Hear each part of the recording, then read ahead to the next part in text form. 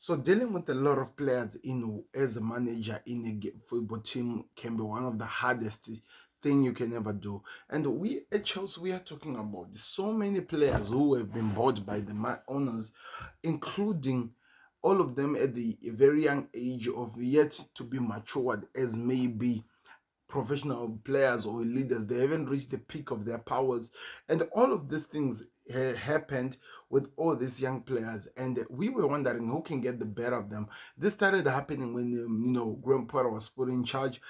He failed. Then they sacked him. They put Frank Lampard. He failed, and he was sacked.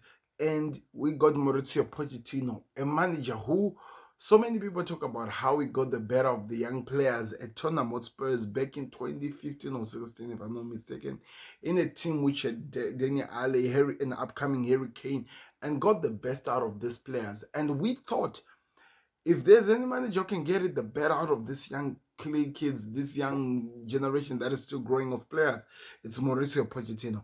Give him time and allow him to do something, and allow him maybe in the summer to get some of the players that he wants as a player, not to choose for him. And with all that we saw in the beginning of the season, we could tell that exactly most of the signings that were made by Chelsea, it was not really him, the manager, who chose them.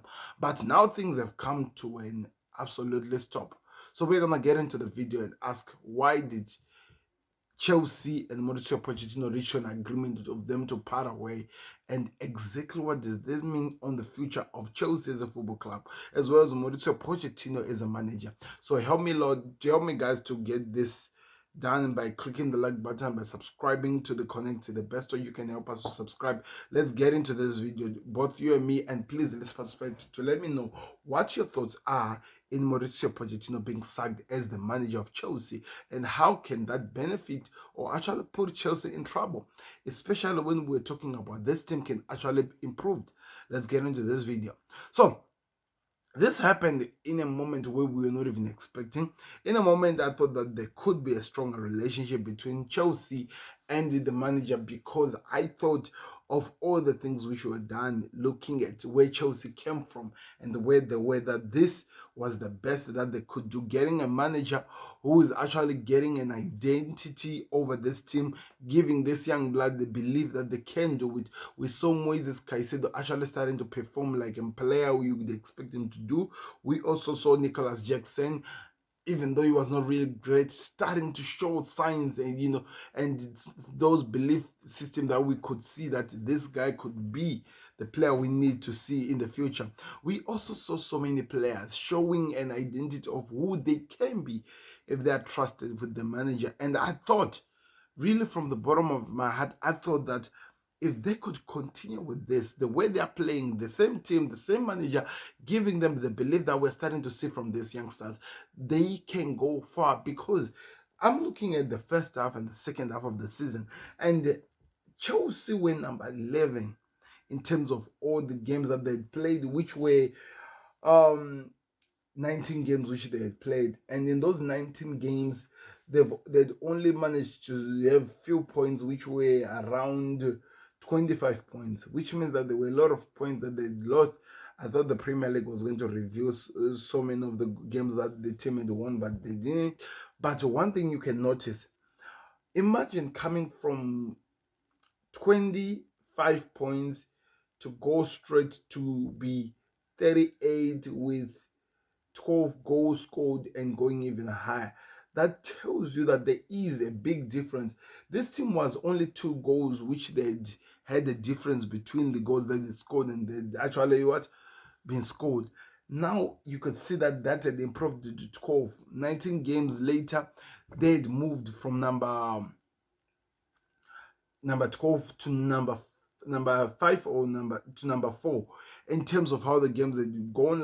Like I'm saying, if Chelsea's second half was the rest of their season, I'm telling you they will be in the top 4 in the Champions League. That tells you the capability of what this manager was now getting, the way he had actually started to make this team believe that they can do more than what they were doing. He had reached the final of the Carabao Cup. He had actually worked to actually push to be in a closer position in the FA Cup. But now you hear that the guy sacked. There's a person you just wonder. Did they not make another same mistake the way they did with Graham Potter, sacking a manager before the moment, removing a manager before he could achieve? And exactly how does that even impact the team as the club as a whole? Because the owners knows their system of just buying many talents from anywhere. I'm 100% believing that even the guy that they were signing from Brazil, it was not in the concern or in agreement with Mauricio Pochettino. And they do something like that again, sacking another manager because he is not in agreement with their signings. They want somebody that they can control. And I'm hearing that they are looking for young managers who can play a pragmatic game and try to get a manager who can actually be able to transform these youngsters into superstars. I'm looking at this team and I'm like, who is the leader? Raheem Sterling is not really known as the leader, and in terms of age-wise, he's the only oldest player that is there in Chelsea. All of the other players, all the other guys that are there, they are not even at the age of these guys. And I'm wondering, can this help this team to achieve anything in this system? Can this help them to achieve anything throughout the season that is left? Because looking at the time that is there, looking at everything that is happening, I feel like this is the worst mistake Chelsea could have done in the Premier League, because I think they will come to regret it. And I'm telling you, that's where I see this club falling apart. We have talked about things falling apart with Chelsea. We've made jokes about it. But if you look at my videos from the past weeks now, they were of hope, of confidence, seeing that there is something that Mauricio Pochettino is doing here. I'm telling you, the new manager, whoever is going to be coming, he can set Chelsea the way he wants to, but he will not get the best that Chelsea could get out of with what Mauricio Pochettino was doing. And the effect of the matter, there's no any manager wants to come to a team where he's not even allowed to have a say so in the transfers that are coming. Because if your word cannot be valued as a manager who's coaching the team, how can you produce an impactful decision over what happens in terms of the idea or the identity where this Chelsea team is trying to achieve as a club? I'm really shocked, to be honest. I did not see this coming, but that's where we are. Mauricio Pochettino has been sacked. It seemed like it was by mutual consent. There was an agreement. He felt like he cannot work, and we could see that as well as Chelsea maybe felt like he was not the right man for the job.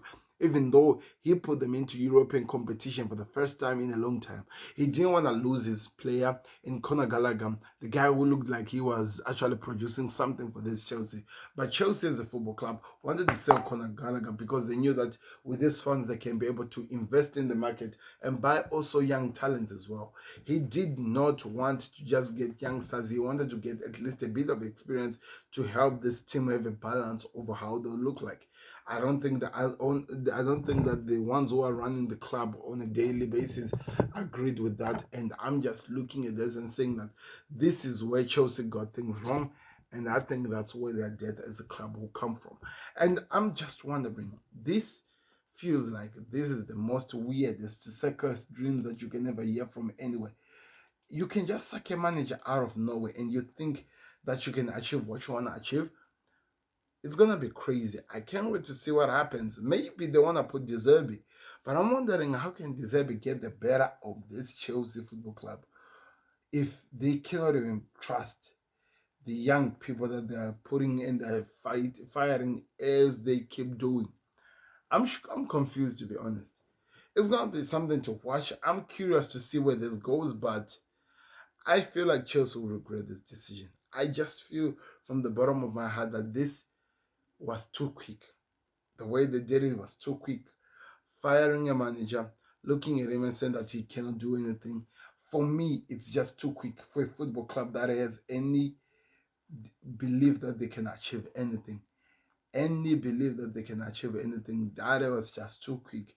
So I want to know your thoughts in the comment section. What do you think of this decision? Where do you see Chelsea going forward after this? And what are you expecting from them? Do me a favor, click the like button, subscribe to the content, the best way for support to the TFC. I'm out. I'll see you on another video. Goodbye, people. Peace.